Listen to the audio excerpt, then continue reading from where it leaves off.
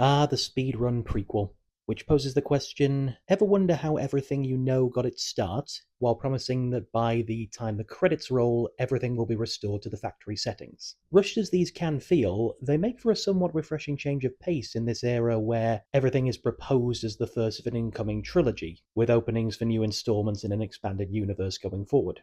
Plus, this is the Transformers cinematic universe. The series had no hold on continuity back when Michael Bay was the sole director at the helm, so the pressure to have everything line up neatly by the end of Transformers 1 is practically non-existent. The first animated Transformers film, or at least the first in the 21st century, more attention seems to have been paid to making the film as reminiscent as possible to the original animated series than the live-action films or any other variant of the series. How much the backstory for Optimus Prime, Megatron, Cybertron, and the rest lines up with whatever the hell qualifies as official Transformers canon is something I can't and have no desire to comment on.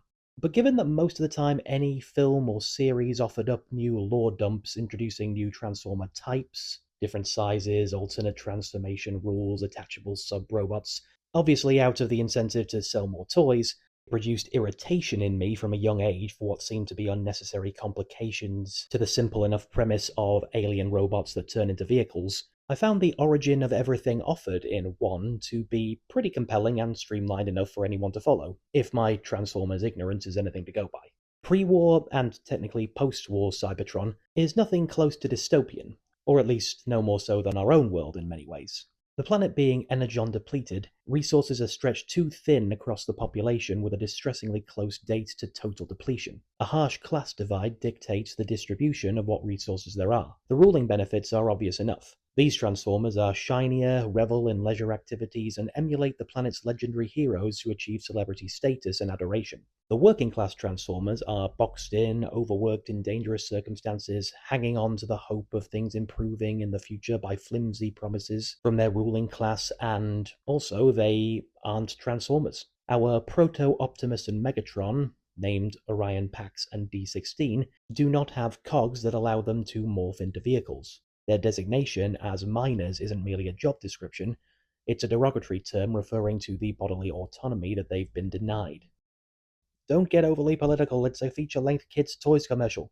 Hey, they use the word autonomy, I didn't pick that word out of thin air. True, they mostly use it to give a naming origin to Autobots, but Transformers 1 doesn't seem all that interested in detaching the fictional world of Cybertron from the world we live in, if only because it wants the Yales of this society to feel evocative. Seeing the inequality depicted simultaneously as a class divide and a denial of bodily rights not only feels as true to life as an alien robot car movie can, it provokes the anger that drives the call to action within the heroes, as well as their inevitable divide. Where dystopian tales drench the world in a permanent melancholy that makes the societal decay and brink of destruction of the world inescapable, Cybertron is more accepting of the woes of the day-to-day because everyone has a promise of a possibility of a light at the end of the tunnel. One that each and every one of them play a part in reaching only by sacrificing their individual happiness and prosperity in aid of the greater machine.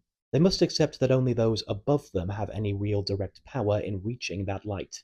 It is only a complete obliteration of this promise that pulls D16 out of compliance, contrasted with Orion, whose dissatisfaction and general waywardness always put him at odds with the abject injustices of his circumstances. Initially the one source of friction between Orion and the more keep calm and carry on D. So the revelation of how truly messed up Cybertron is makes them more in sync than ever, yes? Well, this is why the speedrun aspect of the film is its most derailing. D16, after all, has to become Megatron. As far as I can tell, Megatron's exact motivation as a villain appear to deviate a bit from version to version, but he is nevertheless depicted pretty consistently as an outright tyrant vying for world domination.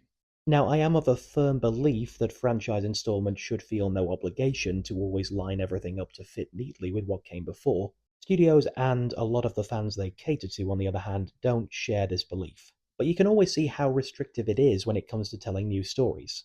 D16's evil origins here are of a lowly worker denied so many personal freedoms finally finding the strength and conviction within themselves to push back and put an end to the oppression. We never get much of an indication that this is a self-serving motivation that pays no mind to his equally oppressed friends and co-workers, so the rush to have him be the Megatron everyone will recognize feels like a pretty abrupt recontextualization. They work hard to sow all the seeds appropriately, his disillusionment with leaders in particular serving as the most definitive divide between him and who Orion is fated to become. But his "if you're not with me, you're against me" heel turn, coupled with the suddenly straightforward ending where defeating one bad guy seems to sort out the disparity of the world, muddies the water of what initially felt like a more carefully planned out story about pushing back against the lies and oppression of an unfair system by suddenly throwing in a activism but too much style ending.